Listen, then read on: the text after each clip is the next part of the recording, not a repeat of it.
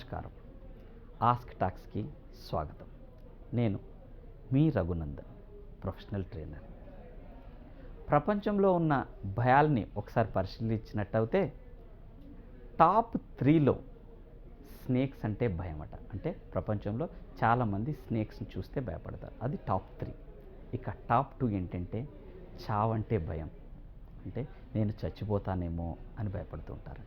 అయితే మొదటి స్థానంలో నిలబడుతున్నది స్టేజ్ ఫియర్. అంటే నలుగురి ముందు మాట్లాడాలంటే భయం. అన్ని భయాలకెల్లా పెద్ద భయం పబ్లిక్ స్పీకింగ్ లేదా నలుగురిలో మాట్లాడడం.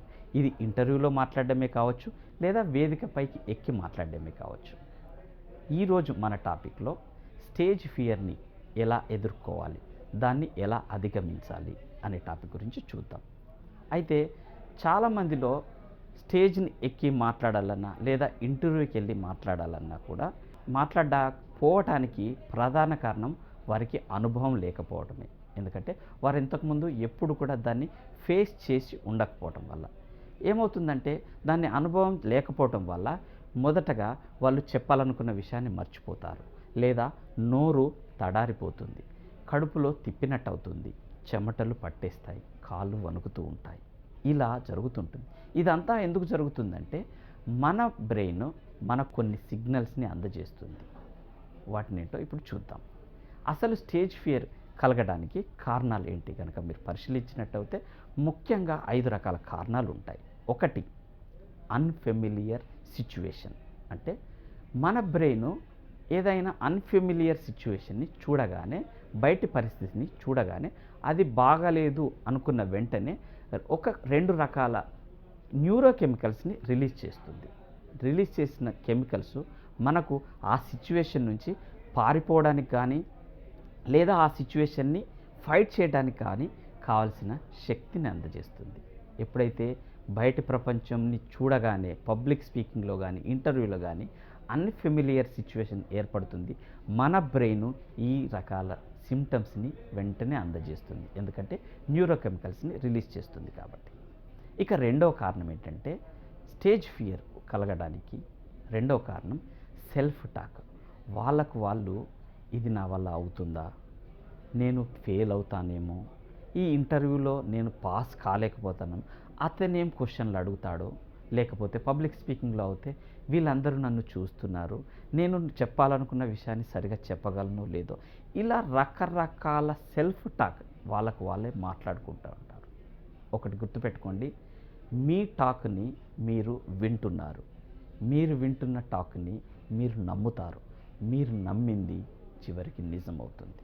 కాబట్టి స్టాప్ నెగిటివ్ సెల్ఫ్ టాక్.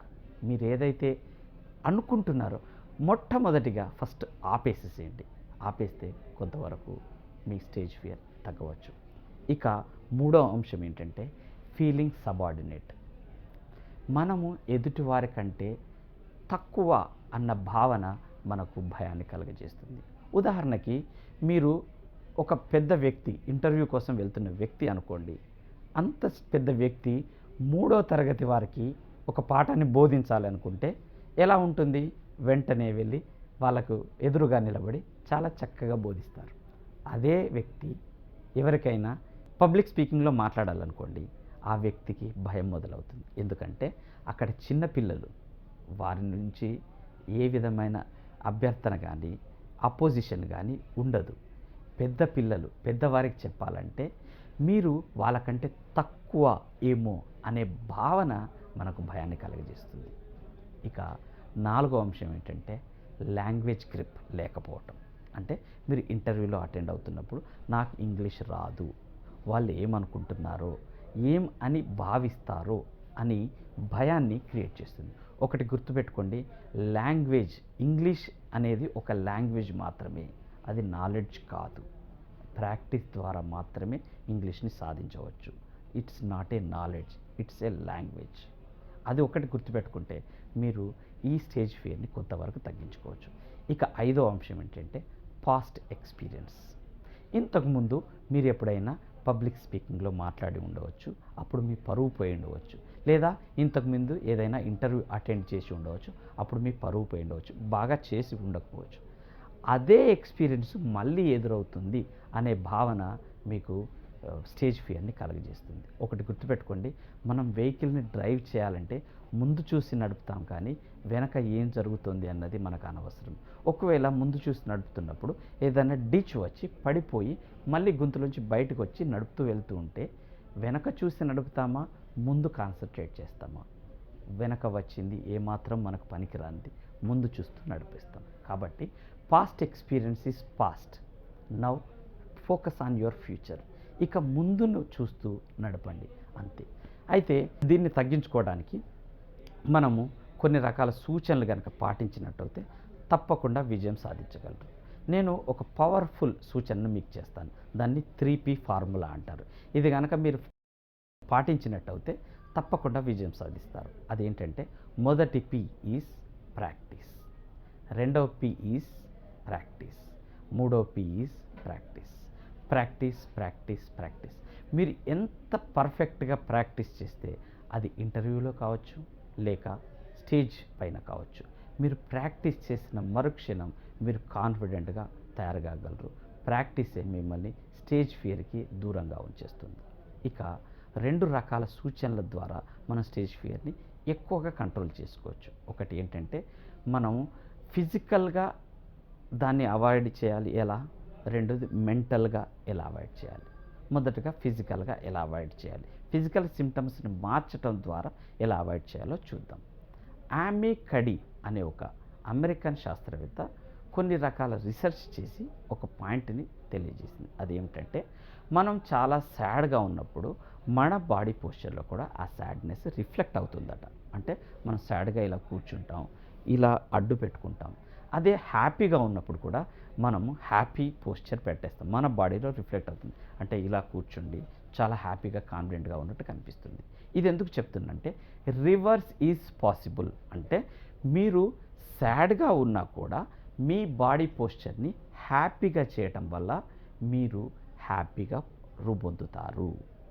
ఈ రీసెర్చ్ పాయింట్ని చూసుకొని మనం స్టేజ్ ఫియర్ని కంట్రోల్ చేసుకోవడానికి ప్రయత్నించవచ్చు. మొదటిది స్మైల్. స్టేజ్ ఫియర్ ఉన్నప్పుడు మనం స్మైల్ ఎలా చేస్తాం అని మీరు అడగవచ్చు. ఉదాహరణకి మీరు ఒక పెన్ను తీసుకొని ఇలా పెట్టినా కూడా మీ స్మైల్ పోస్చర్ వస్తుంది. ఆ పోస్చర్ వల్ల మీరు నిజానికి నవ్వట్లేదు, కానీ ఒక పోస్చర్ని క్రియేట్ చేశారు. పోస్చర్ని క్రియేట్ చేయటం వల్ల ఆ పోస్చర్లో హ్యాపీనెస్ పోస్చర్ కాబట్టి, స్మైల్ పోస్చర్ కాబట్టి మీరు అతి కొద్ది సమయంలో మీరు హ్యాపీగా తయారవుతారు. స్టేజ్ ఫియర్ అనేది వెళ్ళిపోతుంది. ఇక రెండవది ఫిస్ట్ చేయడం. ఇలా ఫిస్ట్ చేయడం మీరు ఎప్పుడైనా గమనించారా?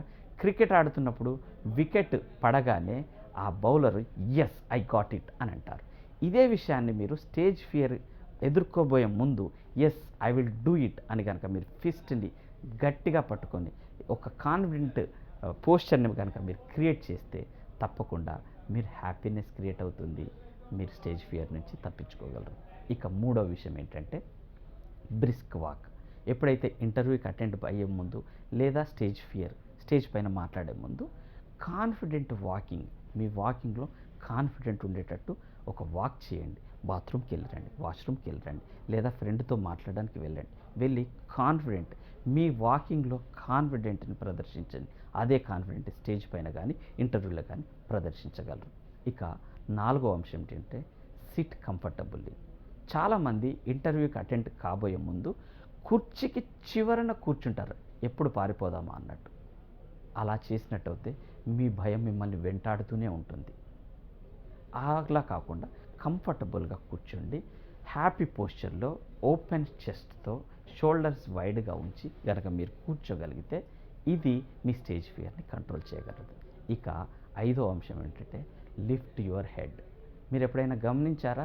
సచిన్ టెండూల్కర్ కానీ ఎనీ క్రికెటర్ కానీ 97 పరుగుల వద్ద ఉన్నప్పుడు, సెంచరీ సాధించడానికి దగ్గరగా ఉన్నప్పుడు కాన్సన్ట్రేషన్ కుదరకపోతే, ఫియర్ పెరిగినట్టు అయితే అతను ఏం చేస్తాడంటే అటు పక్కగా వెళ్ళి ఇలా అంటూ ఉంటారు. అదేంటంటే ఒక స్పోర్ట్స్ టెక్నిక్. మీరు ఎప్పుడైతే చిన్నుని ఈ బ్రెయిన్ని లిఫ్ట్ చేస్తే మీకు వెంటనే కాన్ఫిడెంట్ వస్తుంది, కాన్సన్ట్రేషన్ పెరుగుతుంది, ఫోకస్ పెరుగుతుంది, ఈ స్టేజ్ ఫియర్ అనేది తగ్గుతుంది. ఈ 5 రకాల సూచనలు ఫిజికల్కి సంబంధించినవి. ఇప్పుడు మనం మెంటల్గా ఎలా ప్రిపేర్ కావాలో చూద్దాం.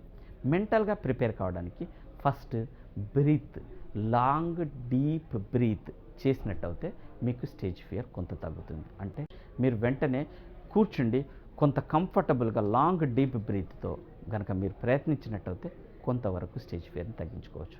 ఇక రెండో అంశం ఏంటంటే మెంటల్లీ రిహార్స్.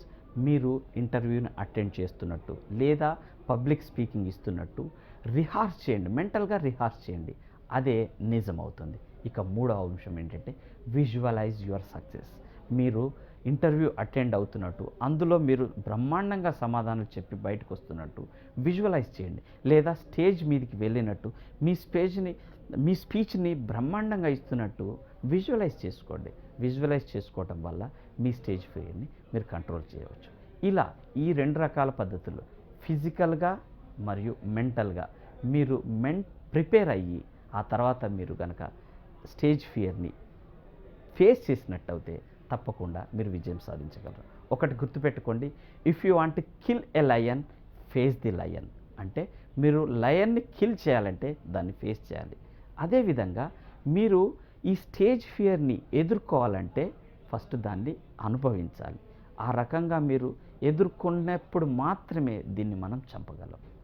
ఈ రకంగా మీరు స్టేజ్ ఫియర్ని ఎదుర్కొంటారని ఆశిస్తూ నమస్కారం.